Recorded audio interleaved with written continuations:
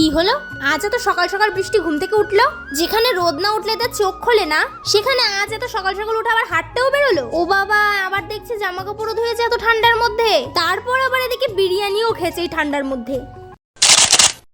নাও অত কনফিউশনে থাকতে হবে না, পুরো ঘটনাটা শুরু থেকে বলি। আজ তো সকালে ঘুম থেকে ওঠার কারণ, আজ হলো 20 ডিসেম্বর 2025। আগের একটা ভিডিওতে দেখেছিলাম আমি সিঁড়ি থেকে ওঠানামা করতে গিয়ে পাটা মুচকে দুদিন ঘরে বসেছিলাম, তার জন্য আর ভিডিও করে ব্লগ এডিট করে দিতে পারিনি। এই দুঃখের কথা এক সাইড করে রেখে আজকের কথাটা আবার বলি। 3 দিন খেয়ে খেয়ে যা ভুঁড়ি হচ্ছে আমার, এটা এখন না কমালে আর ভবিষ্যতে কমাতে পারবো বলে মনে হয় না। তার জন্যই ওই আর কি একটু হাঁটাচলা করতে লাগিছি, যদি একটুখানি ওয়েট কমানো যায়। না, আমি কিন্তু ওই মানুষের ভিতর পড়ি যারা সারাদিন খাবার দাবার খেয়ে সপ্তাহে 2 দিন হাঁটতে গিয়ে ভেবে ফেলেছি অনেক ওয়েট কমে গেছে।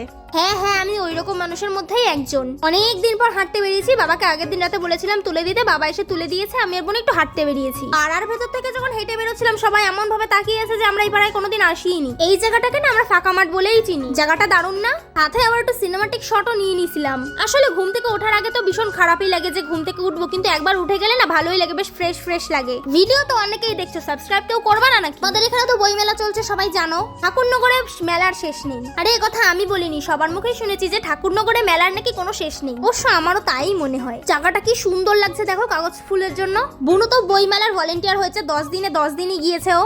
আমি বাবা মাও গিয়েছিলাম। আরে চিন্তা নেই, ভিডিও করেছি, চ্যানেলে চোখ রেখো দিয়ে দেবো। আজকের ওয়েদারটা এরকম ভাবে আমি যখন ঘুম থেকে উঠেছি তখন আমি বুঝিনি। জামা কাপড় অনেকদিন থেকেই নোংরা হয়ে পড়েছিল, তাই ভাবলাম ধুয়ে দিই। আর আমি এতটাই বোকা যে আজকেই ধুতে হলো আমার জামা কাপড় সব। ওয়েট তো আমি 45 থেকে 55তে নিয়ে গিয়ে দাঁড় করিয়েছি। এখন জামা প্যান্ট বলতে আমার একটা করেই আছে, আর সেইগুলোই দিয়েছি আমি ধুয়ে।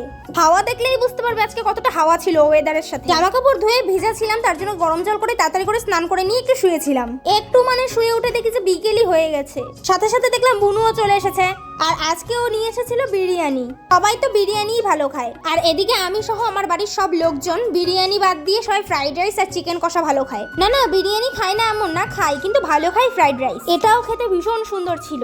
এদি তুই না ডায়েট করছিলিস?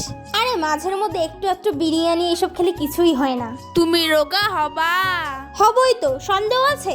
না নেই, আমার ভুল হয়েছে। হ্যাঁ ঠিক আছে, যা নেক্সট টাইম বলবি না। তোমরা আবার বৃষ্টি বোনের কথায় কান দিও না। খাওয়া দাওয়া করে নেওয়ার পর সন্ধ্যাবেলা ছিল আমার পড়া থেকে বাড়ি আসার পর বাবা বললো একটু চা বানালাম। আসলে দুধ চা কেন, আমি চা খাওয়াই বন্ধ করে দিয়েছি, কিন্তু মাঝের মধ্যে একটু না খেয়ে পারা যায় না। ঠিক আছে, আস্তে আস্তে ওয়েট কমাবো, এত তাড়া কিসের?